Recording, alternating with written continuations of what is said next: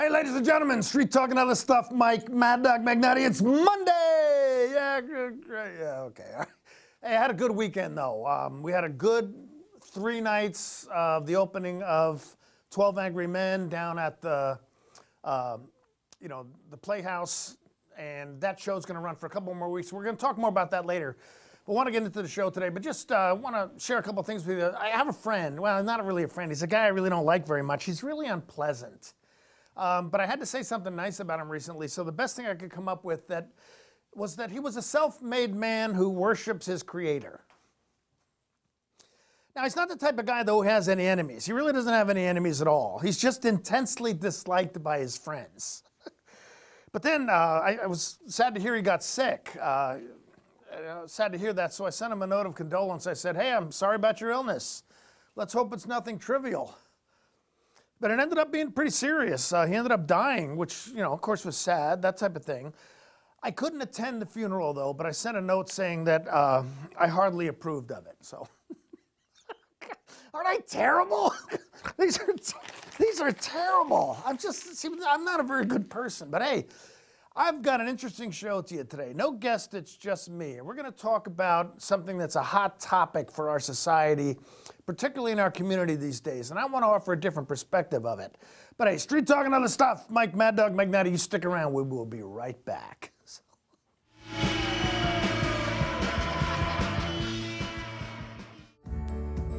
Having a relationship with your pediatrician is so important. Feeling that sense of trust, that is priceless. I tell everybody about CBCH. I love it there. When I make an appointment, I don't have to take an entire day off. As a working mom, my life is really busy. Family time is everything. That's what we all work towards. And I feel like CBCH respects that.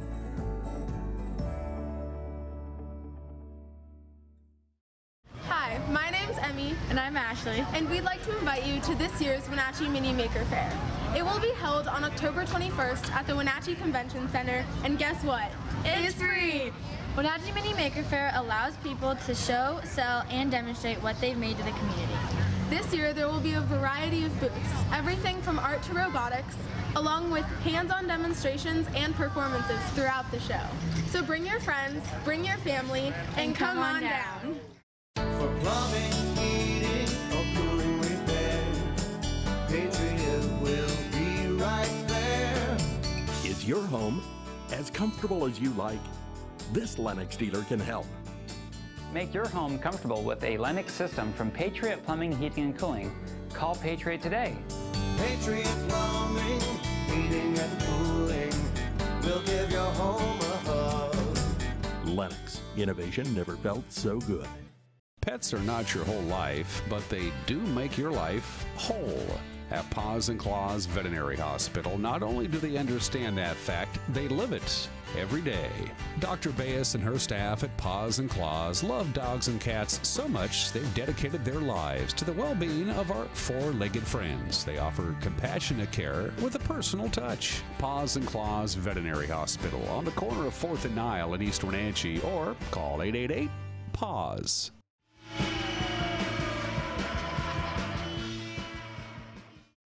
All right, Street Talk and Other Stuff. Mike, Mad Dog Magnotti. Now, hey, I want to talk about the immigration issue. Now, it's a hot topic for us, particularly in this part of the country, because people are, they have strong feelings about it. But I want to talk about it from a little bit of different perspective. Perspective being mine, because I am the child of immigrants. Now, I'm first generation on my mom's side. My mom was born in a foreign country. We're going to talk about that a little bit. My dad, I think, was barely born here, his family. But it's not so clear that this immigration issue is, something that influences and affects me, because, of course, I'm a white guy. I'm clearly an American. Okay, so let's think about that for a little bit. But I want to talk about 2 things today. First of all, the issues I'd like to address is that, first of all, America is somehow being undermined or lessened due to the influx of an immigrant population. But that's not a new thought, okay?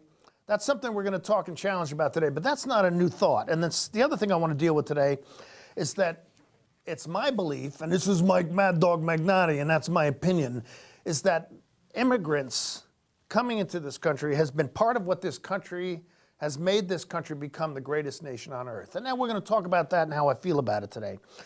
But I want to take a historical perspective on this immigration issue, and I want to do it by dealing with one specific family and their forebears, and that family being mine. Okay, so let's go ahead. So two families coming to the United States back in the early 1900s from different cultures, different backgrounds, in different parts of the world, but coming here to do what most immigrants come here for, to find a better life, to make a better life for their kids. Okay, now, no doubt, more so than back then, people take advantage of our social service system. Okay, I admit that, all right? And it is an issue, but not so much as some people may believe. And besides, we live in a benevolent society. We don't want people to go hungry. We don't want children to be hungry. We want people to be able to have a warm and safe place to live. And do people take advantage of it? Yes, they do, okay? But it's due to the fact that we are a benevolent nation, and I think that value is something we can be proud of, okay? But people come here because they want a better life. Now, before I start talking about my family and the two branches that started it, I'm not in any way trying to make people think that my family was somehow preferable to any others. So we're going to talk about those issues in a minute, and you're going to see what I mean, okay? Because my two families, my mom and my dad's side, as I'm going to point out, were people that right now, people would not feel that they were acceptable to be part of our American society and culture. All right, now first of all, I want to show you a picture. Here's a picture of my dad's family, taken back in about 1922, 1933. You see my grandpa Sal there, my grandmother Alicia. On the side of Alicia is my Uncle Frank, and on the other side, the bigger boy is my Uncle Mike. And we believe the baby in the middle of the picture is my dad. Now, there's some question about that. It could have been a daughter that died, because I know the family ended up with 2 more daughters after this, but there were a couple daughters that died as well. But we suspect that that picture of the baby in the middle was my father, Angelo Carmen, who everybody called Max. So this picture was taken in about 1922, 1923, sometime around there. Now, nice looking family, huh?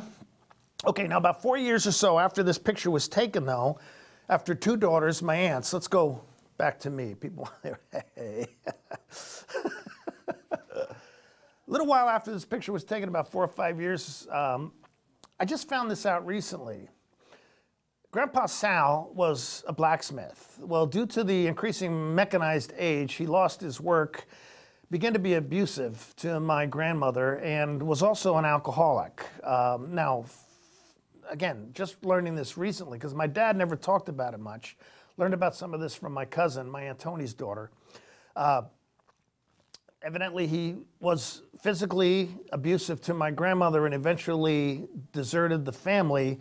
And after that, as family lore goes, he died from drinking wood alcohol or poisoned alcohol, as was happening back in the Depression days. So he died about when my dad was 6. Okay. Now, this is back in the days when political correctness didn't exist, okay? Lower class Italians were just that, lower class. They were guineas, they were wops, they were greasers. They were not looked upon as people who were favorable to enhance the desirability of America as a country, okay? They weren't looked upon as desirable citizens. They just weren't, okay? Now, I want to point out something that happened about the same time my family was growing up. In the later part, or the early part of the 20th century, and this is going to make sense in a minute, there was a popular science that was being promoted, which was called eugenics. And the idea of eugenics was, and this actually came from Europe through the United Kingdom over to America, was a set of beliefs and practices that aimed at improving the genetic quality of the human population. Okay, what they wanted to do was eliminate the lesser elements of the population in order to increase the quality of the world population as it was. Positive means were by encouraging those who were fit to reproduce, but there were also negative means of implementing eugenics by discouraging those who were not fit from marrying and reproducing, and even going into forced sterilizations.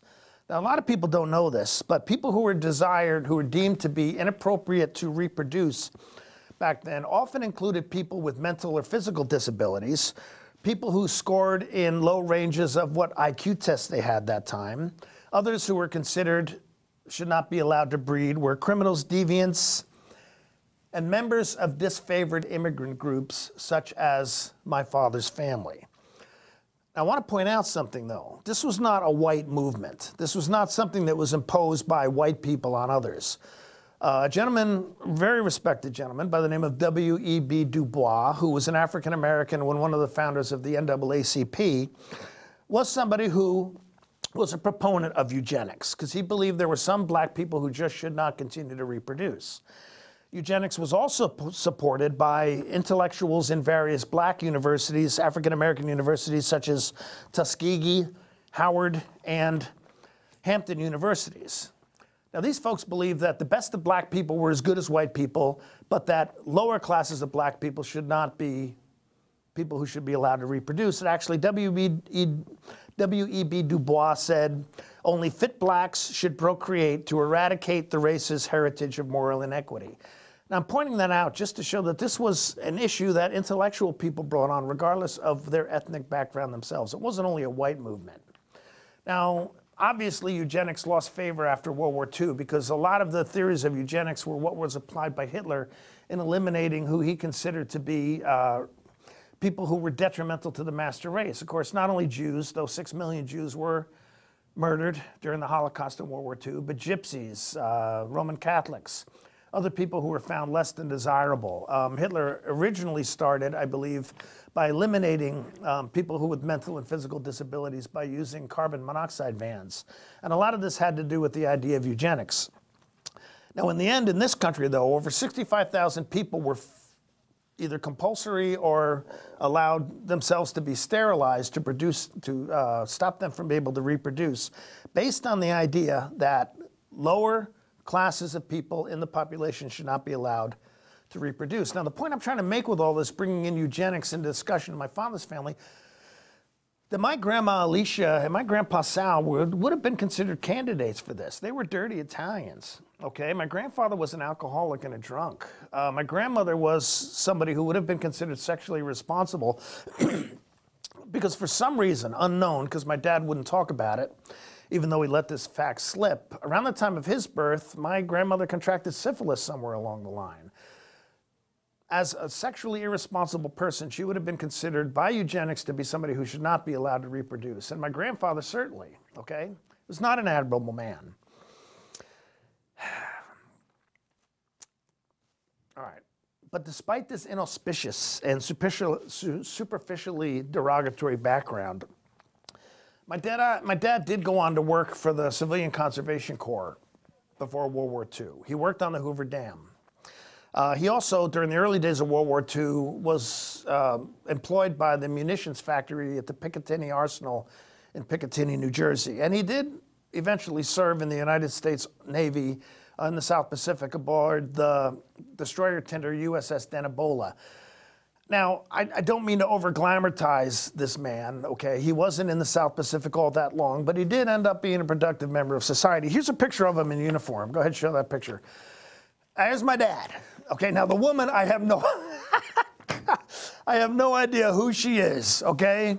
I've got a number of pictures of my father with various women, none of them being my mom at this point in his career.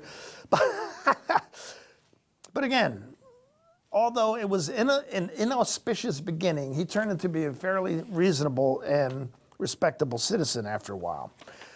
Okay, now look, I want to talk about my mom's family too, but we want to take a short break. So, street talk and other stuff, we're talking about this immigration issue, dealing specifically with the perspective of my family and how undesirable they were at the time. But hey, stick around, we'll be right back.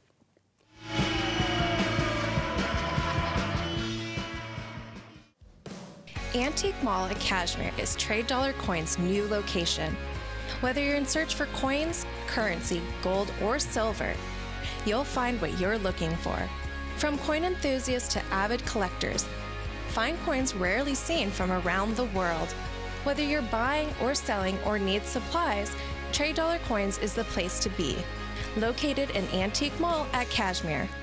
Open 7 days a week. No matter what your age or ailment, when you wake up each day with a sense of purpose, life has meaning and joy. Just wait a while, it'll get in the hole somewhere. Helping you do this is our purpose. Highgate Senior Living, each day to the fullest. The best thing about my life right now is me. If you are looking for dependable car service and repair, visit the good guys at Quick Lube and Tune. They've been keeping cars and trucks in the Wenatchee Valley running smooth for 35 years. Quick Lube and Tune is your hometown shop for a 10-minute oil change, complete tune-ups, alignments, brakes, mufflers, air conditioning service, and more. Get more life out of your vehicle by bringing it to the local guys you can trust at Quick Lube and Tune on South Wenatchee Avenue.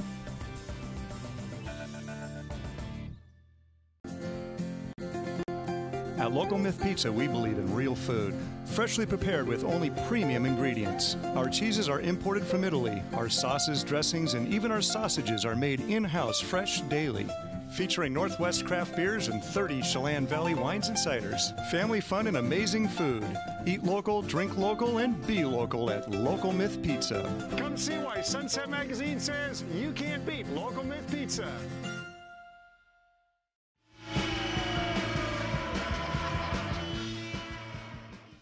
All right, Street Talk and other stuff. Mike Mad Dog Magnati. We're talking about immigration issues today, looking at it from a different perspective, particularly, specifically, my family. Now, I hope I've kind of made the argument that my dad's family would have been considered to be undesirable to be in this country, you know, back in the day. But let's take a look at my mom's family. Okay, a little bit different. Now, they were German immigrants. Okay, they came over again in the early 1900s. My grandfather and my grandmother.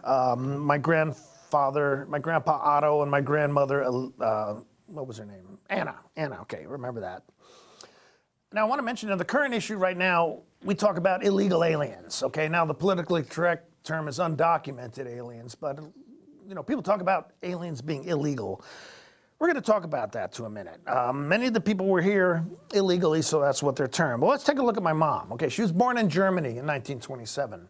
My grandparents were actually living here, but for some reason, probably because my grandfather was not a very nice man, when my grandmother was pregnant with my mom, her second daughter, my grandma took my mom's oldest sister, Anna, back to Germany and had my mom there. So my mom was born and she was a German citizen. She came back over here when she was about 4 months old, and the family grew up, very strict German household. My mom did not speak any English when she started first grade. She learned it by the end of the year. But my grandfather, Otto, was not a typical immigrant. He did not like America. My mother says she remembers him many times saying, "What did this country ever do for me?" And though my mom denied it, I suspected that my grandparents' family on my mother's side were members of the German-American Bund, which was a group that was formed to help develop favorable relationships towards Nazi Germany. Now, whether they were or not, I don't know, but I do know my grandpa, Otto, did not like this country. When Hitler began the resurgence of Germany, when Germany began to come back up again after World War I and Hitler came into power, my grandfather, Otto, made plans to move the family back there. They were going to move back to Germany. They were going to go back and become German citizens. So my mom and her older sister, Anna, had to have passport pictures taken. And here's the pictures, okay? Let's go ahead and show them. See them? And when people see these pictures, they often comment on how much the two girls look alike. But I want you to take a close-up look at my mom's passport. What do you see there that's interesting? Look at the stamps, swastikas, yes. This passport for my mom was issued by Nazi Germany. All right. The house deal fell through. The family didn't move. Now, in theory, family law, well, not theory, but family law is that the boat they were supposed to be on landed in Germany on September 1st, 1939, and you history buffs will know that was the day that World War II in Europe started, when Hitler invaded Poland. So my mother, her sister, and her parents were not illegal aliens in World War II. They were enemy aliens. Okay, they were people who were not considered desirable. The FBI came to my grandparents' house to search the house for shortwave radios, and they didn't find them because my grandfather Otto had hidden them under the staircase. Now, I'm not in any way suggesting he was a German spy or anything like that, but They couldn't leave the county, Essex County. They lived in a town called Singac in New Jersey. They couldn't leave Essex County unless they informed the police and got permission to do so. They lived in a neighborhood that was predominantly Russian, okay? So how do you think they were looked upon as not illegal aliens, but enemy aliens during World War II? And my mom actually did not become an American citizen until 1949, after my oldest sister was born. My older sister, Jean, was born July 1949, and it was a few months after that when my mother eventually did become a citizen. Okay, so here's a formal portrait of my mom's family after the war, okay? You can see my grandpa Otto standing in the middle, and my grandmother Anna sitting down. My mom, of course, well, she's on my left. I don't know which side she's on. Okay, nice looking family. All right, despite, again, an inauspicious beginning, the two young boys in the front of the picture, go ahead, bring that back up again, Caitlin, if you would, okay? Standing on one side of my grandmother, the taller boy is my Uncle John, and the shorter boy is my Uncle Peter. Uncle John served as an enlisted man during the Korean War in the U.S. Navy. I don't know exactly where he served, but that's when his service was. And my Uncle Peter, the shorter of the two younger men, ended up being a United States captain in the United States Air Force. Again, constructive, contributory, responsible Americans. Okay, let's come back. Okay, so as things went, my mom met my dad. Okay, that's an interesting story. Go ahead, show that picture, Caitlin, if you would. There's my mom and dad in the middle. To my dad's side is my Uncle Frank. Never knew Uncle Frank. He died when I was 10 from what I call the family disease, which is cirrhosis of the liver. Again, his father died from drinking. Frank did as well. My dad had issues with alcoholism. My Uncle Mike did not. Neither of the sisters did either. That's my mom, of course, standing next to my dad, and to her side is her cousin Anna. So these two families came together, and oh boy, when was it? 1948, something like that, when they got married. And as I said, my mom became a naturalized citizen after my older sister Jean was born. So here's what I'm getting at. Okay, you have two families, all right? Both immigrants, both considered by some to be undesirable. If they were immigrant families in this day and age, and probably if their skin wasn't white, they would be considered very undesirable. The story is that my mom worked in a delicatessen or a luncheonette in New Jersey. No, my dad worked there, and my mom, working as a nurse, would come in and get sandwiches for lunch. And my dad claimed that the sandwich he made for her one day was made from bad tuna fish, so he had to contact her to let her know. Now, knowing my dad, he just made that story up. My dad had a lot of gall. My dad was the kind of guy, those of you who may have known him, who would park in the fire lane in front of Safeway and go in to do his shopping with the attitude, well, it's me, Mac. Of course I can do this. But when my dad probably saw my mom, figured she was a hottie, wanted to meet her, so he probably made up this story about bad tuna fish so he could wrangle where she worked and what her phone number was from her family. Knowing my father, that's probably what happened. Okay, so two immigrant families get together, they get married. Here's the outcome. Go ahead, show that other picture. All right, there's my family, okay? My brothers and sisters, the 5 of us kids, my mom and dad in the middle. So let's talk about them just a little bit, okay? You know, my dad was a delivery person for a long time. He was a bread delivery. Now, again, you got to stretch back in history a little bit. Back in the old days, your bread and milk was delivered to you at your house. You didn't pick it up at the store. My dad was a bread man for a while, and then he became a milkman for most of my childhood. And then about my middle teens, he became a landscaper. Now, thank you, Caitlin, but let's bring that. I know I'm really a good-looking guy, but I want to talk about us here, okay? My mom was a stay-at-home mom for a long time, but she worked at home. She ran a laundry. See, that was the business her father had. And when we bought our first house in Caldwell, New Jersey for $17,000, my mom promised my dad that she would help contribute to the income. She just contacted a lot of my grandfather's old clients, because that's what my granddad did. He ran a laundry at home. And that's what we did. We always had clothes, sheets and stuff hanging in our basement. My mom had a big 6-foot mangle that would iron them. Yeah, people actually wanted their sheets ironed back in those days. And then she ended up working as a church secretary for quite a long time in the First Presbyterian Church of Caldwell, New Jersey. Okay, standing right next to my mom is my brother Bruce. Bruce is a couple years older than I am. Again, Interesting man. He would be what you would call an entrepreneur. If he was here, he would tell you he's all these things that he's really not, like an author. Okay, let's leave it at that. But my brother right now, he's an aerial performer, let's put it that way. He and his girlfriend have a business where they help people eradicate bamboo, which I guess is a really serious problem over in the Seattle area. And he also does different type of clothing artwork, which is really pretty cool. But again, he lives a productive life. Now, right below him is my brother Jeff. He's my younger brother. Jeff was a carpenter all of his professional life. What he built was concrete forms. And when you drive across the I-90 floating bridge, think about my brother Jeff, because he worked on that project and he built a lot of the forms for the concrete for that particular bridge. And if you go into Seattle, go down to Pike's Place Market, look to your east, and the apartment buildings you see right above Pike Place Market are buildings that my brother also worked on there, pouring concrete forms. Now, right next to my brother is my older sister, Jean. Jean was one of the first women to become an ordained minister in the Methodist Church. It was something she always wanted to do. She had a very strong social conscience. She is, let me put it, liberal to the point. My sister and I try to be careful about what we communicate about. But she's a great gal. She's had a very rewarding career. She just retired a few years ago from being the minister of her church, and she was very loved by people. She did a lot of good for a lot of people. She even had the opportunity, I believe at one point, to be promoted to bishop, but didn't take it. Now, next to my dad is my sister Robin. She's the youngest of all of us. She's probably the most successful. Now, Robin didn't go to college past high school. She went to business school, and she became an insurance actuary.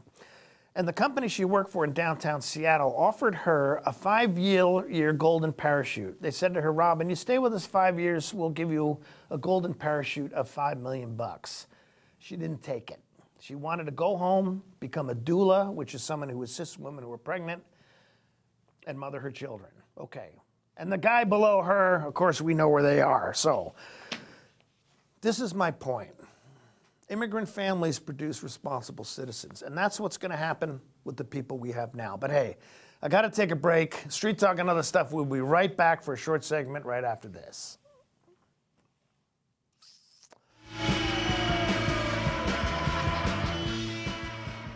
Welcome to NCW Life News. I'm Grant Olson. Of the NCW Life Legislative Hotline, I'm Steve Hare. I'm Eric Grandstrom with NCW Life Sports. And now, your weather forecast for north central Washington. We're here at the downtown fire station right now. Dry and warm weather pattern for Friday. Considering that we're supposed to be 103 degrees today, how do you keep these guys cool? And this just in, traffic is slowed in the Orondo area as firefighters attack a brush fire. Right here on NCW Life News. Lake Chelan mailboxes find solutions and the best price for all your shipping needs, including UPS, FedEx, and the U.S. Postal Service. We offer a variety of services including quality copies of all sizes, faxing, scanning, sending and receiving email, laminating, and notarizing. Enjoy browsing through our large selection of greeting cards. Lake Chelan mailboxes supports our military, fire victims, and our community. Come see us at the Plaza in Lake Chelan. Yes, we are live from Studio 2. I am Dan Koontz. This is Wake Up Wenatchee Valley. We got news, we got sports, we got weather, we got obscure holiday today in history, birthdays. Tom Potter joins me in studio. How are you? And Rod Cool is my guest today. The expert is Bonnie Orr. We're broadcasting live from Studio 4, from Studio 2, Studio 7 here in downtown Wenatchee. Time for the obscure holiday of the day. Your dog to work day. Beautician's Day. It's National Selfie Day, and in honor of National Selfie Day, I'm going to take a picture of myself. Wake Up Wenatchee Valley. Mornings at 7 o'clock on the NCW Life channel.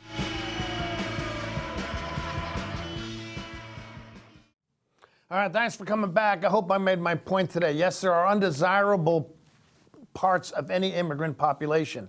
We know about those, okay? We see the pictures of the, Hispanics who are protesting against the United States. But think about the Italian mafia. There has been no group that has been a bigger blight on this country due to this particular immigration group. Now, I'm Italian. Doesn't follow all of us. But hey, think about that when you think about the immigrant issues. Mike Mad Dog Magnati, thanks for being here. We'll see you next week. Bye-bye.